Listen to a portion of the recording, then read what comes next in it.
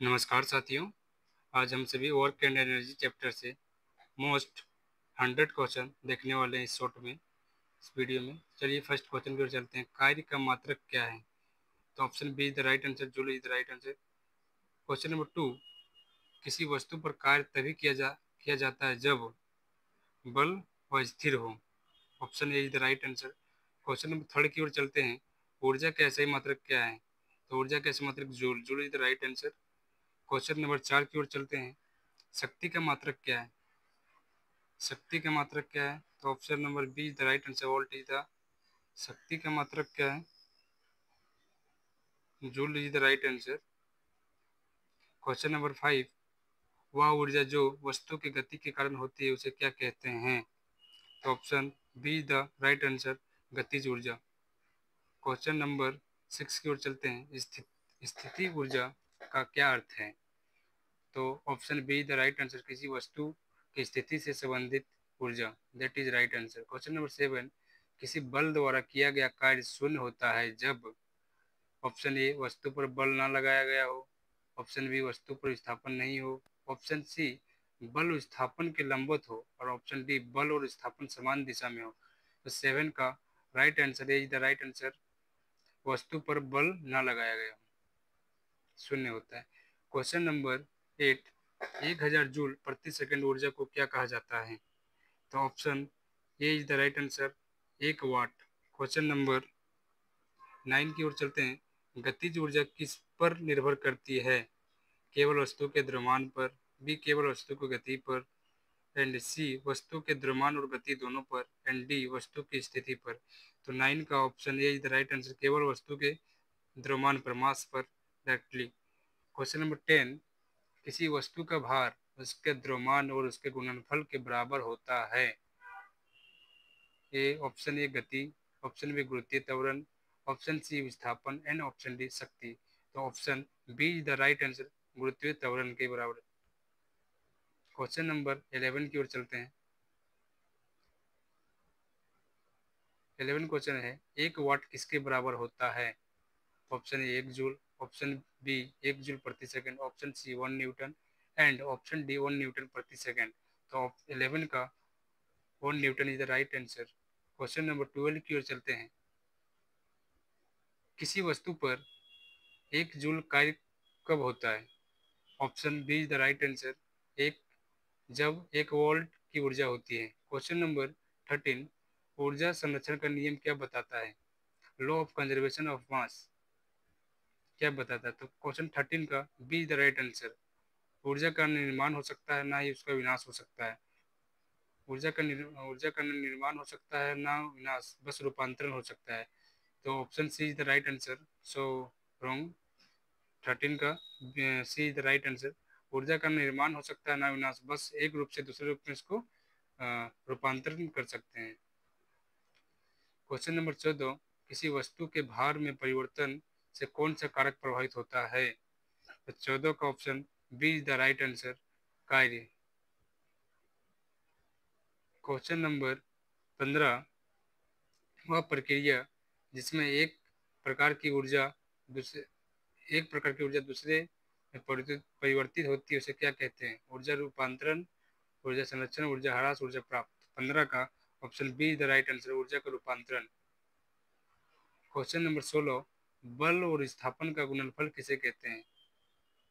Option A is the गति, be the कार्य, and सी शक्ति, एंड डी ऊर्जा। तो option be the right answer, कार्य, वर्क। क्वेश्चन नंबर 17, किसी वस्तु पर लगाया गया बल और वस्तु का विस्थापन एक ही दिशा में हो तो कार्य होगा। 17 का किसी वस्तु पर लगाया गया बल और वस्तु का विस्थापन एक ही दिशा में होगा तो कार्य क्या होगा? तो 17 का ये इज द राइट आंसर, शून्य is the right answer. Question number 18, अधोमुखी गति में कार्य का संकेत क्या होता है? तो 18 का B is the right answer, ऋणात्मक। क्वेश्चन नंबर 19, वह ऊर्जा जिसका संबंध वस्तु की ऊंचाई से होता है क्या कहलाता है? गतिज ऊर्जा, स्थितिज ऊर्जा, तापीय ऊर्जा, आंतरिक ऊर्जा। तो 19 का B is the right answer, स्थितिज ऊर्जा। क्वेश्चन नंबर 20, शक्ति का मात्रक क्या है? Option A kilowatt, option B volt, option C ampere, and option D joule. तो 20 का ऑप्शन शक्ति का मात्रक किलोवाट घंटा बड़ा यूनिट है, एंड उसका दूसरा यूनिट ओनली किलोवाट प्रति सेकंड घंटा। क्वेश्चन नंबर 21 की ओर चलते हैं। वह बल जिसे 1 मीटर की दूरी तक स्थापित करने पर 1 जूल कार्य होता है क्या कहलाता है? 21 का option A is the right answer, Newton is the right answer. Question number 22, आदि कोई वस्तु गतिज गतिज ऊर्जा रखती है तो इसका अर्थ है वस्तु स्थिर है, चल रही है, गुरुत्वाकर्षण बल के प्रभाव में है, किसी ऊंचाई पर स्थित है। तो गतिज ऊर्जा रखती है तो इसका अर्थ है वस्तु स्थिर है, चल रहा है। तो ऑप्शन 22 का option C is the right answer, गुरुत्वाकर्षण बल के प्रभाव में है। क्वेश्चन नंबर 23, कोणीय गति में कार्य का क्या प्रभाव होता है? तो 23 का option be the right answer, अधिकतम। क्वेश्चन नंबर 24, वह शक्ति जो 1 सेकंड में 1 जूल कार्य करने के लिए आवश्यक होती है उसे क्या कहते हैं? तो 24 का option A is the right answer, what is the right answer. Question number 25, वह कार्य जिससे वस्तु की स्थिति में कोई परिवर्तन ना हो उसे क्या कहते हैं? तो 25 का right answer B is the right answer, शून्य। क्वेश्चन नंबर 26, कार्य ऊर्जा और शक्ति का संबंध किसमें है? तो 26 का ऑप्शन ए इज द आंतरिक ऊर्जा, बी गतिज ऊर्जा, सी उद्युत ऊर्जा, डी तापीय ऊर्जा। तो option A is the right आंतरिक ऊर्जा। क्वेश्चन नंबर 27, न्यूटन मीटर किसका मात्रक है? ए शक्ति, बी कार्य, सी बल एंड डी ऊर्जा। तो 27 का option C is the right answer, बल इज द राइट आंसर। ऊर्जा और शक्ति का क्या संबंध है? तो 28 का option A is the right answer, शक्ति ऊर्जा का कारण। क्वेश्चन नंबर 29 की ओर चलते हैं। किसी वस्तु की गतिज ऊर्जा कितनी होती है जब उसकी गति शून्य होती है? तो 29 का option A is the right answer, अधिकतम होती है। क्वेश्चन नंबर 30, शक्ति और कार्य में क्या संबंध है? तो 13 का option A is the right answer, शक्ति कार्य का गुणनफल है। क्वेश्चन नंबर 31, कार्य का संकेत तब ऋणात्मक होता है जब ऑप्शन ए बल और विस्थापन समान दिशा में हो, बल और विस्थापन विपरीत दिशा में हो, एंड विस्थापन ना हो, एंड बल का मान शून्य हो। तो 31 का option B is the right answer, बल का विस्थापन विपरीत दिशा में हो। क्वेश्चन नंबर 32, एक वस्तु को ऊंचाई तक उठाने में किया गया कार्य क्या कहलाता है? तो 32 का option B is the right answer, ऊंचाई का कार्य। क्वेश्चन नंबर 33, गतिज ऊर्जा की गणना के लिए कौन सा सूत्र उपयोग किया जाता है? तो हाइट के लिए 33 का option A is the right answer, A is the right answer. Question number 34, किसी 1 किलोग्राम वस्तु को पृथ्वी की सतह से 10 मीटर ऊपर उठाने पर कितनी स्थिति ऊर्जा प्राप्त होती है? तो 34 का option C is the right answer, 1000 unit. Question number 35, किसी गतिमान वस्तु का वेग दोगुना कर देने पर उसकी गतिज ऊर्जा क्या होती है? तो 35 का right answer B is the right answer, 4 गुना हो जाती है। क्वेश्चन नंबर 36, किसी वस्तु का द्रव्यमान दोगुना कर देने पर उसकी गतिज ऊर्जा क्या होगी?